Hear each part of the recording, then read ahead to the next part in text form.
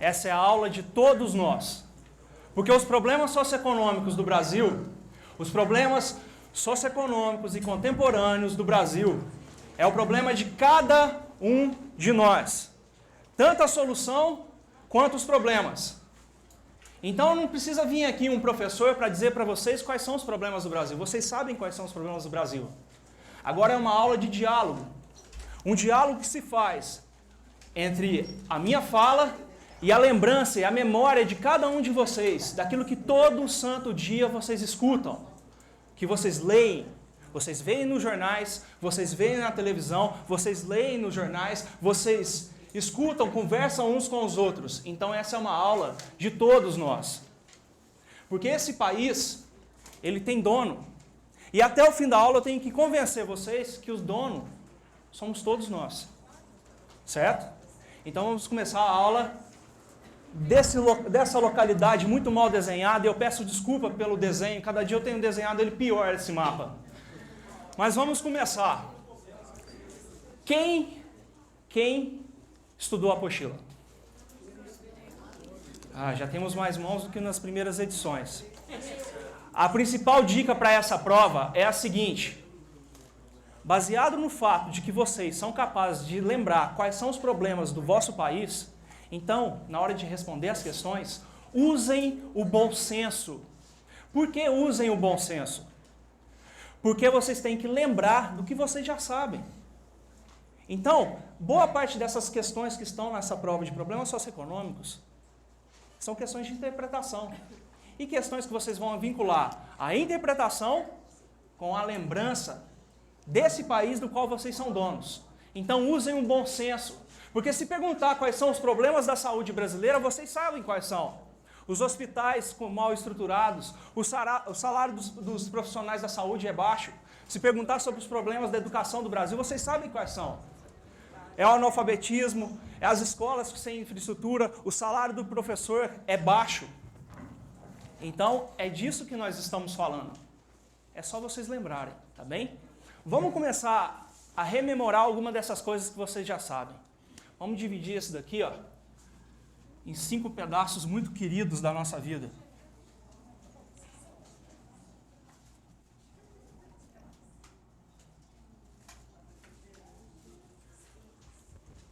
Que pedaços são esses? Eu vou começar pela região norte. Essa região aqui. Que região é essa? É uma região cujo clima é o clima equatorial. Se não conseguirem lembrar desse nome, que é esse nome aqui, ó, equatorial, vocês têm que lembrar de uma coisa chamada Rio Amazonas e floresta amazônica. Isso significa que é muita chuva. Então é quente e úmido. Então a característica climática desse lugar é quente e úmido.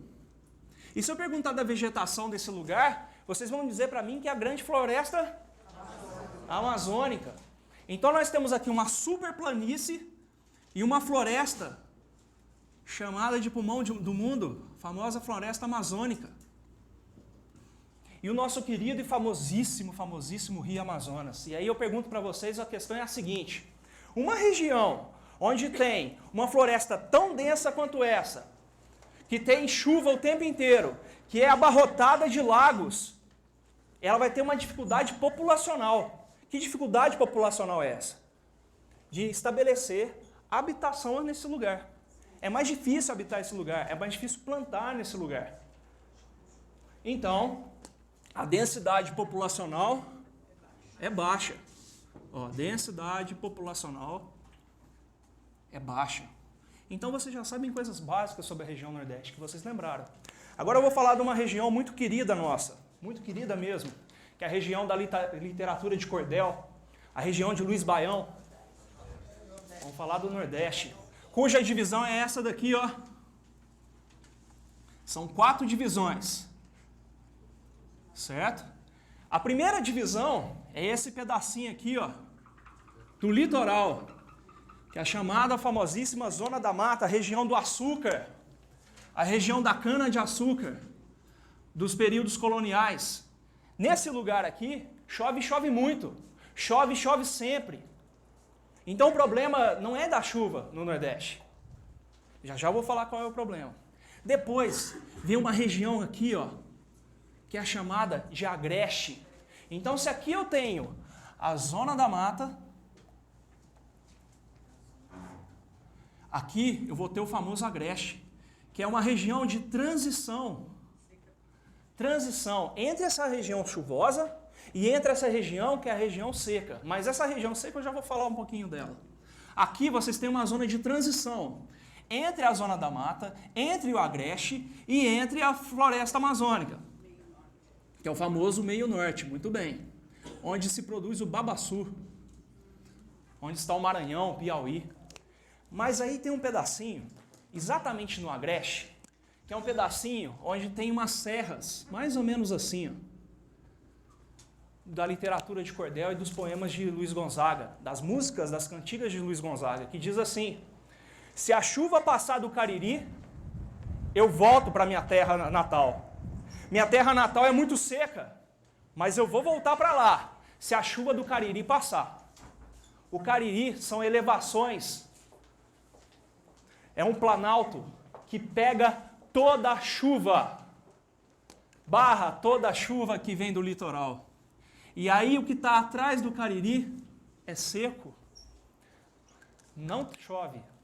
É o nosso famoso sertão. É o famoso sertão nordestino.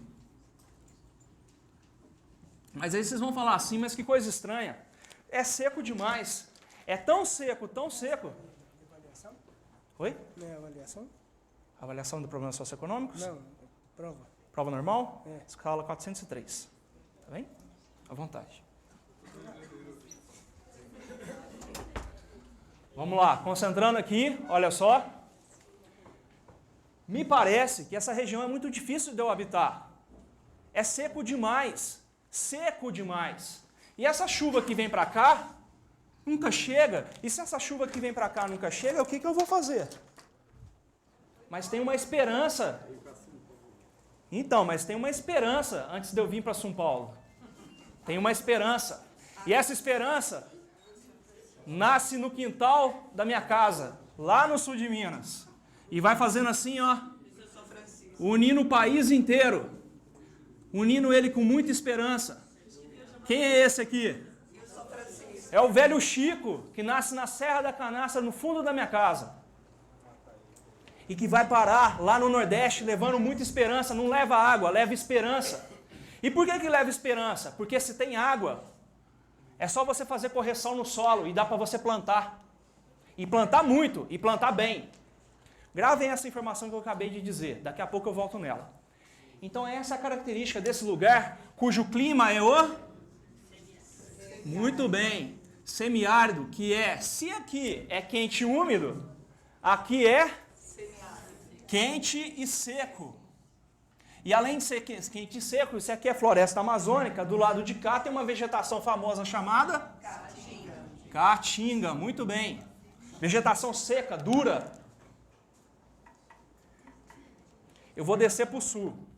Quando eu descer para o sul, eu não tenho essa dificuldade de povoamento aqui. Eu não tenho essa dificuldade de seca aqui, porque o sul é abarrotado de rios. Você tem o rio Uruguai, você tem o rio Paraná, e você tem campos e pradarias. Não são serras muito altas. Então, é um lugar onde tem esses campos. Se tem água, é possível você plantar. É possível você fazer a pecuária. Se é possível você fazer pecuária e plantar, tem algo muito bom acontecendo. É mais fácil de povoar esse lugar, é mais fácil de morar nesse lugar. Então, nós temos uma região subtropical, esse é o clima, cuja vegetação, um pedaço são os campos e pradarias, a outro é a mata dos pinhais, ou a mata de araucária, muito bem, e onde você planta muito bem. Basta a gente dizer que a região sul é a região do milho, da soja, da plantação de feijão, da plantação de trigo. Então é uma região que facilita a povoação, o povoamento. Ou seja, olha só, alta densidade populacional. E nós temos uma região que a gente está cansado de saber como é, que é o Sudeste. Se não bastasse ser uma região para onde veio boa parte da riqueza do período colonial, é uma parte que é abarrotada de rios. Você tem o rio Tietê, você tem o rio Grande, você tem aqui o pedacinho do rio Parnaíba que vai dar no rio Paraná, você tem um pedação do rio São Francisco, você tem rio para tudo quanto é lado. E não tem serras muito altas, não. Então, além de favorecer ao povoamento, favorece também a situação de plantio, a situação pecuária. Então, o Sudeste, olha que sorte. Além de ter um clima favorável, que é o clima tropical, um pedaço é outro clima tropical, o outro pedaço é o clima tropical de altitude, que é mais ou menos daqui, mas vamos ficar, ó, tropical, tropical de altitude e o subtropical. Você tem lá a Mata Atlântica, e além da Mata Atlântica você tem um pedacinho que é meio parecido com mata, meio parecido com campo, é a mistura dos dois. Ele é o famoso Cerrado. Por que eu deixei o Cerrado por último nessa região aqui? Porque eu vou contar uma história para vocês do Centro-Oeste brasileiro. O Centro-Oeste brasileiro, na década de 60, era considerado de longe a pior região do país em termos de plantio. Em 1960, um jovem universitário da Universidade de Campinas, da Unicamp, descobriu que se você fizesse correções no solo do Cerrado, o Cerrado não se transformaria apenas numa região de plantio, mas na melhor região de plantio do mundo. Era só você fazer correção de solo, colocar um pouco mais de cálcio, fazer mais um arado, fazer uma alteração ali naquele terreno. Alteração de tal forma que transformou essa região aqui na região mais produtiva do país. Mas olha que coisa interessante que eu vou colocar no quadro. E desculpa esse quadro está todo bagunçado, mas a história do Brasil ela é bagunçada assim mesmo. As pessoas que comandavam esse lugar aqui, os famosos fidalgos, filhos de alguém que herdou uma terra de capitania hereditária e que depois herdou uma seismaria e que depois herdou uma riqueza e começou a explorar a mão de obra escravizada, e depois começou a explorar a mão de obra do indígena e depois a mão de obra dos imigrantes. Essas pessoas foram constituindo fortuna através da agricultura. E depois que fizeram uso dessa agricultura e acabaram com todo o solo da Mata Atlântica, haja vista que a Mata Atlântica hoje nós temos ela 3%, da cobertura que tinha em 1500, apenas 3%. Depois de destruir toda essa mata, junto com a mata dos pinhais, eles começaram a avançar para uma nova frente agrícola. Afinal, o Sudeste e o Sul já estava com o solo esgotado. Eu preciso de mais terras para plantar. Então eu vou invadir, eu vou avançar para essa região aqui, em busca de mais terras. Então, o governo federal, incentivado pelos latifundiários, por essas, entre aspas, pelos donos do país, aqueles que exploram a mão de obra de forma muito drástica, de forma muito ultrajante e cruel, financiaram essa vinda para cá. Então, olha só que interessante. Essa região, você tem um rio tão famoso quanto é o Rio São Francisco. Você tem uma área com uma dificuldade climática, com uma dificuldade de vegetação, de terreno, que precisa ser corrigida, tanto quanto é a região Nordeste, mas em vez de eles investir o dinheiro do Estado brasileiro no Nordeste, eles pegam e investem o dinheiro no Centro-Oeste. Aí eu pergunto para vocês que coisa estranha, mas a pobreza e a dureza da vida está no Nordeste. Por que o governo brasileiro e os governos estaduais não investiram todo o dinheiro que a gente tinha no Nordeste e sim no Centro-Oeste? A resposta é simples. Para fazer dinheiro para pouquíssimas pessoas. E esse é o principal problema da história do nosso país. Dinheiro para poucos, privilégio para poucos e nada para muitos. Então a história toda embolada dessa região aí que mistura geografia, história e economia, a gente começa a entender um pouco por que algumas regiões Tem tanta gente honesta, tanta gente trabalhadora, mas que luta e não consegue sair do lugar, e tem outras que com o simples investimento, elas vão rápido, como por exemplo os produtores da região do Mato Grosso. A questão é muito simples, eles são financiados para ganhar rios de dinheiro com as suas plantações. Por que eu estou contando toda essa história para vocês? Para chegar nesse ponto aqui, ó. Eu falo de relevo, eu falo de clima, de vegetação e de hidrografia. Mas quando eu chegar aqui em distribuição de renda, a gente não pode falar de qualquer jeito de distribuição de renda. O principal problema do Brasil não é pobreza, não é fome, não é falta de educação, de saúde. Qual é o principal problema do Brasil? Distribuição da renda? Má distribuição de renda, eu acho que melhorou um pouco, mas vamos usar uma palavra um pouquinho melhor. A péssima distribuição de renda. A horrorosa distribuição de renda. Porque rio, para financiar a plantação, para ajudar na plantação, nós temos. Mão de obra naquele lugar, para trabalhar e para lutar por uma vida melhor, também tem. O que nós temos, não temos é um interesse daqueles que têm o poder nas mãos. E por que essa aula aqui hoje é muito mais do que simplesmente fazer uma prova daqui 40 minutos? É porque os donos do país somos nós, não são eles. Então hoje nós vamos descobrir o que nós vamos fazer por esse pedaço de chão aqui, certo?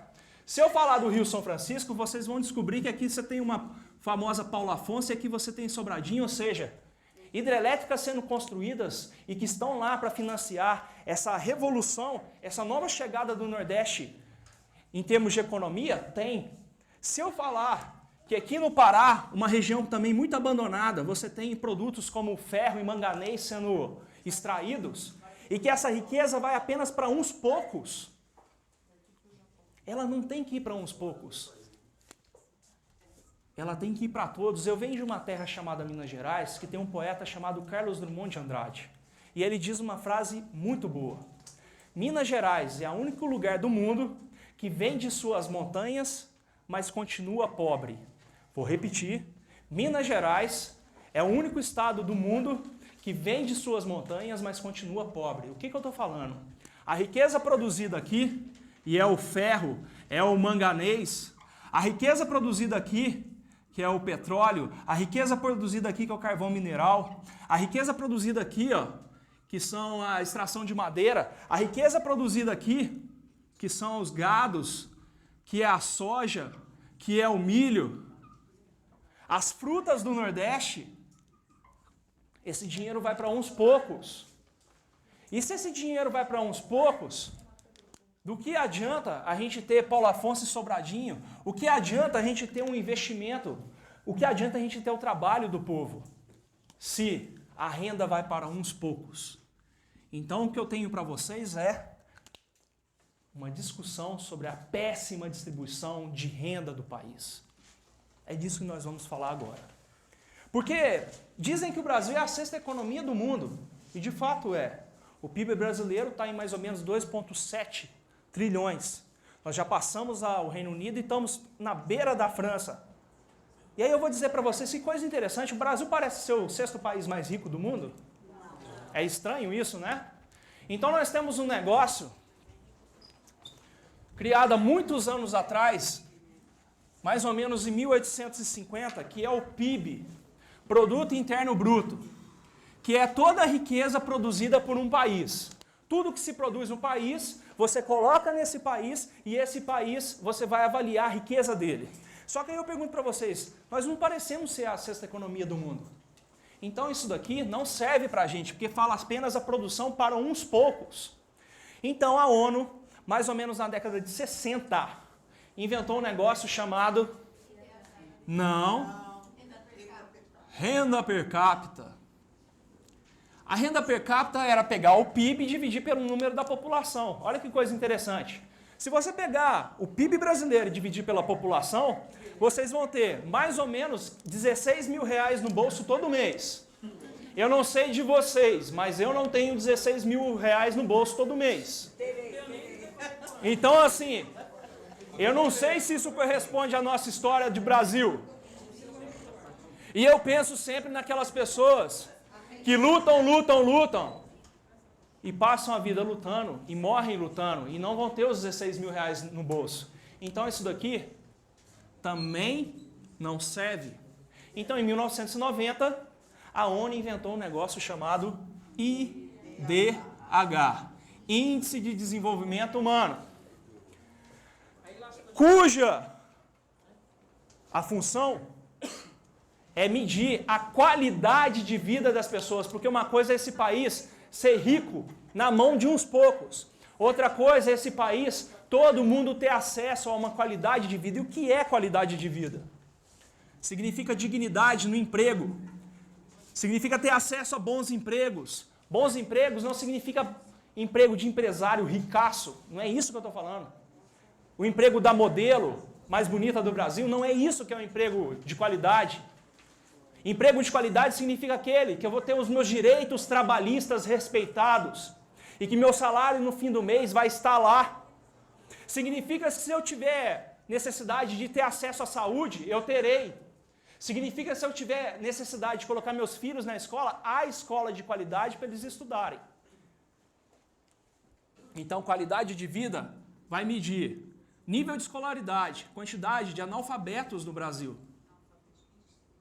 quantidade de pessoas com escola no Brasil e o nível de escolaridade dessas pessoas. Então, se tem um homem e uma mulher com idade de ser alfabetizado, ele tem que estar alfabetizado. Se tem uma criança com idade de estar na escola, ela tem que estar na escola. Se tem uma senhora de 80 anos de idade que não é alfabetizada, ela tem que estar alfabetizada. Então, se o país oferece escolaridade e um nível de escolaridade, ele é um país que tem qualidade de vida. E por que nível de escolaridade? Para todo mundo ser muito culto? Para todo mundo ter um diploma e dizer, olha, eu sou um doutor, eu sou um mestre? Não é para isso, não. Nível de escolaridade significa pessoas saírem do nível básico de instrução. Porque a qualidade de trabalho, a qualidade de acesso à dignidade humana está quanto mais você estuda. Se eu tenho até a 4ª série, a possibilidade de ter acesso aos meus direitos, de ter acesso aos melhores empregos, os melhores, aqueles que são os mais dignos, é menor. Então o nível de escolaridade não mede quem é o mais sabido, mede o quão eu pude avançar na minha vida escolar, a ponto de ter acesso a essa melhor qualidade de vida.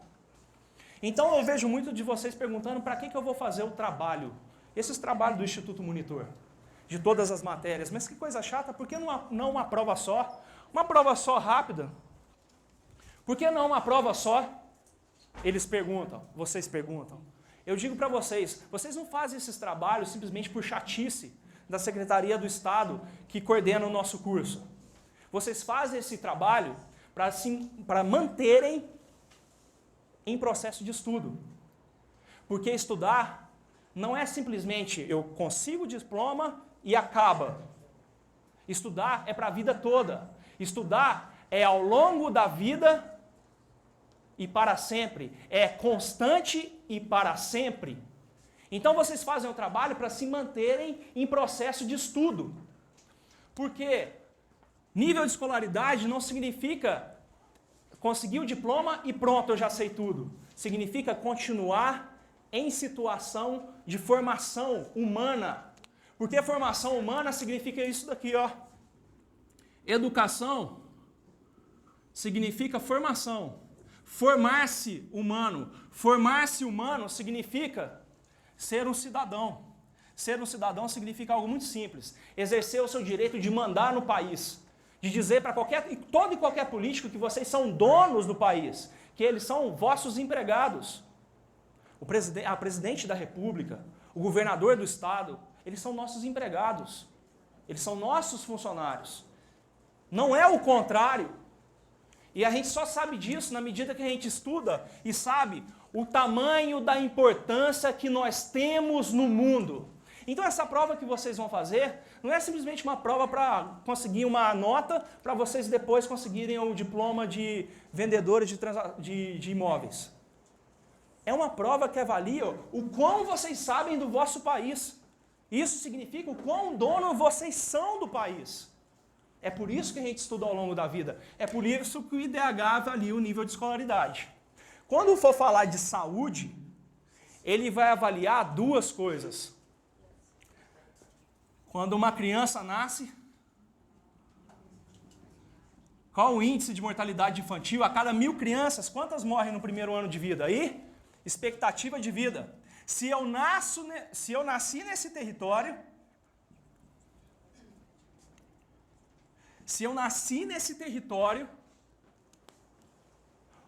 quanto tempo eu tenho para realizar todos os meus sonhos? É disso que essa matéria fala, é disso que o IDH fala, é disso que uma saúde de qualidade fala.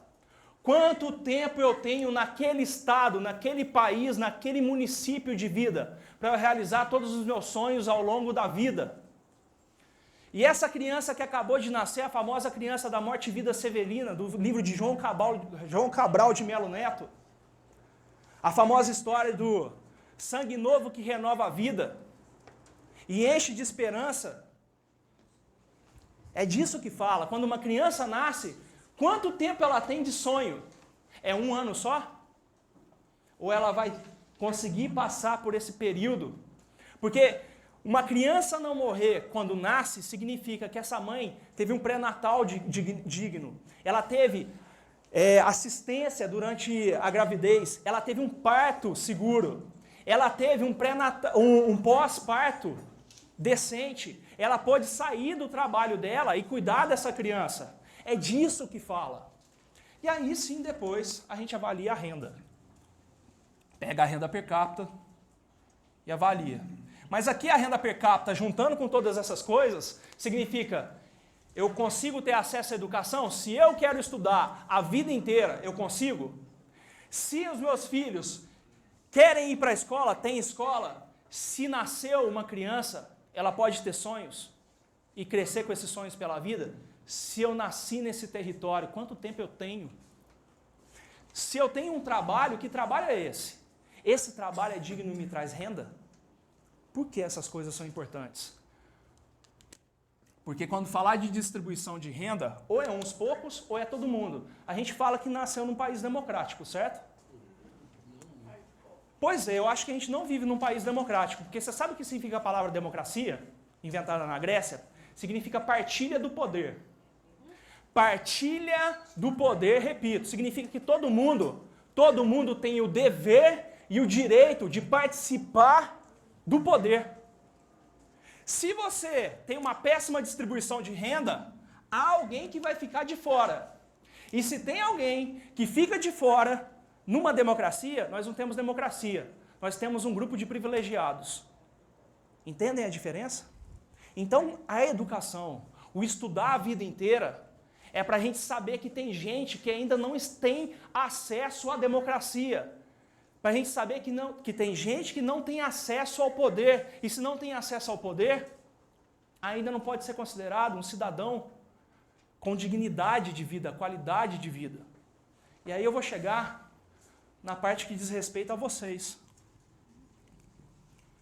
Porque afinal vocês são vendedores de sonhos. O que eu estou dizendo? Vocês não vendem imóveis apenas. Vocês fazem muito mais do que isso. Quando falamos de moradia, uma pessoa que pega o dinheiro dela e investe na compra de um imóvel, essa pessoa, no mínimo, ela acredita no país. Porque em sã consciência você não vai comprar um imóvel se você não acredita que você pode se fixar naquele bairro, que aquele bairro não é violento, que aquele bairro tem escola, que aquele bairro tem saúde, tem qualidade, tem lazer. Em sã consciência, se você não acredita naquela localidade, você não vai comprar um imóvel. Então, quando você pega o seu dinheiro e investe nessa localidade, você está querendo mais do que simplesmente comprar um imóvel. Do que eu estou dizendo? Quando uma pessoa vai na Caixa Econômica Federal e fala assim, ó, eu quero comprar um investimento aí, eu quero comprar um imóvel. Ah, para que o senhor quer comprar um imóvel? Eu quero comprar um imóvel para vender ele daqui 2 anos depois, para vender daqui 2 anos, para lucrar com a venda dele. Eu compro por 300 mil, vou vender por $500 mil. Eu quero lucrar com ele. A Caixa Econômica Federal, que é o nosso principal investidor para moradia, ele fala assim, ah, tá bom, tá certo, tá aqui seu investimento, os juros é esse. Agora tem algo diferente. Quando chega lá, vamos supor que é uma menina, aos 30 anos de idade, que vai na Caixa Econômica Federal. Ela é filha de retirantes do Nordeste. O pai e a mãe dela vieram para o Nordeste na década de 60. Do Nordeste, na década de 60. Vieram do Nordeste na década de 60 para São Paulo. E fixaram aqui porque tinham um sonho de ter uma vida melhor. Saíram da situação de seca extrema, vieram para cá em busca de trabalho, em busca de condições melhores de trabalho e de vida. Chegaram aqui e descobriram apenas uma coisa: trabalho duro e muito sofrimento, muito desrespeito à dignidade humana e ao ser um cidadão brasileiro. E trabalharam durante 40 anos aqui, sem conseguir comprar uma casa própria. Mas ainda assim, aquela menina filha deles, que é a filha caçula de uma família de outros 7 irmãos e ela é a 8ª menininha, essa menina conseguiu, enfim, estudar. Os irmãos, todos foram trabalhar junto com o pai e com a mãe, para ter essa renda. Essa renda sempre baixa, sempre pequena. Mas ela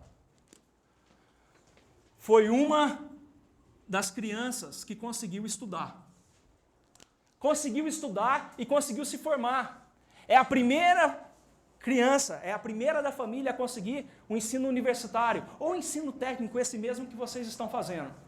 É a primeira pessoa a conseguir ter um emprego de carteira assinada, que paga 13º, que paga férias, que paga todos os benefícios.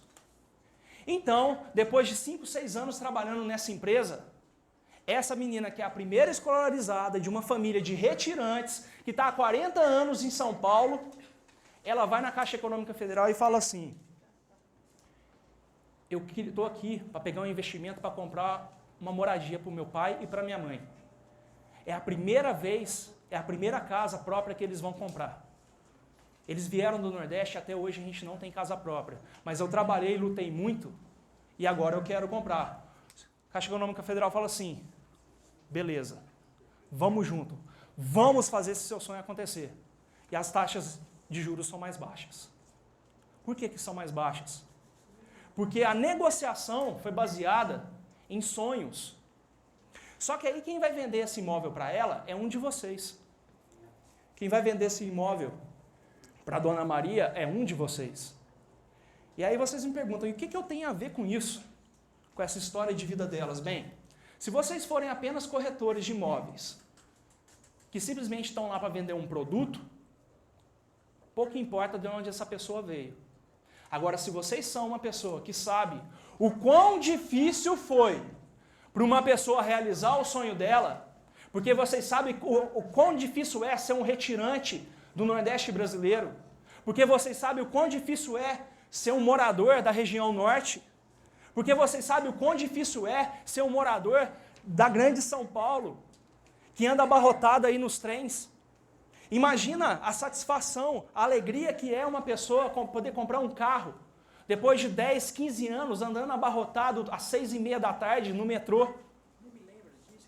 Imagina a alegria, a satisfação que é você poder realizar esse sonho. Vocês são os vendedores desse sonho.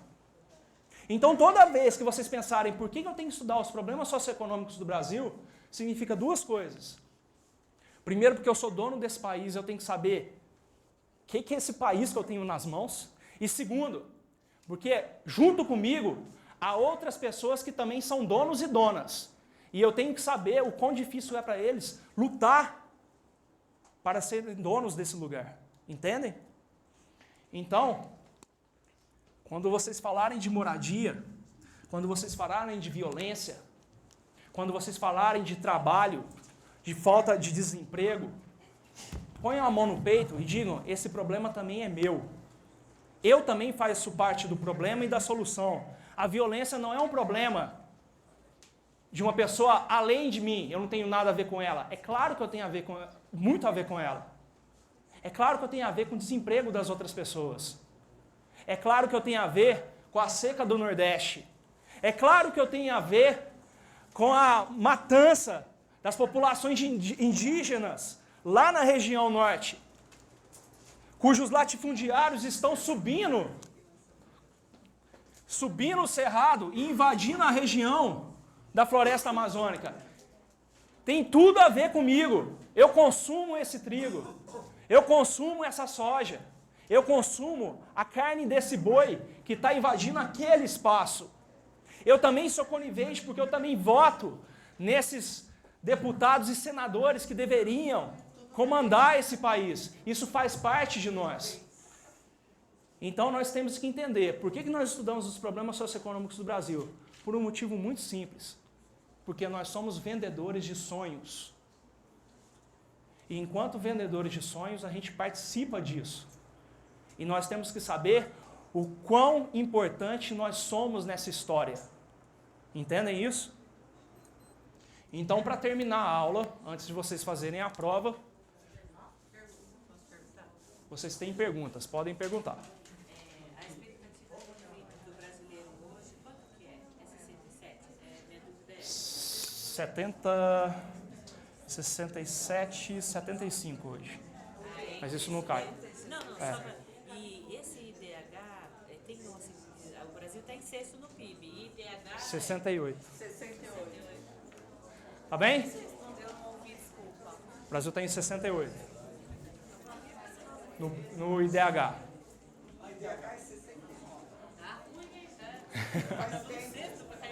Vocês entenderam qual é a importância de vocês? Levanta a mão quem entendeu a importância de vocês. Entenderam? Então, quando a gente acabar essa aula e vocês começarem a fazer essa prova, eu volto a dizer, usem o bom senso, usem a capacidade que vocês têm de comandar o país, de saber quais são os problemas dessa nossa terra. Quando vocês sabem qual é o problema da nossa terra, vocês sabem qual é o poder que vocês têm, a importância que vocês têm. Tá bem? Então é isso. Valeu!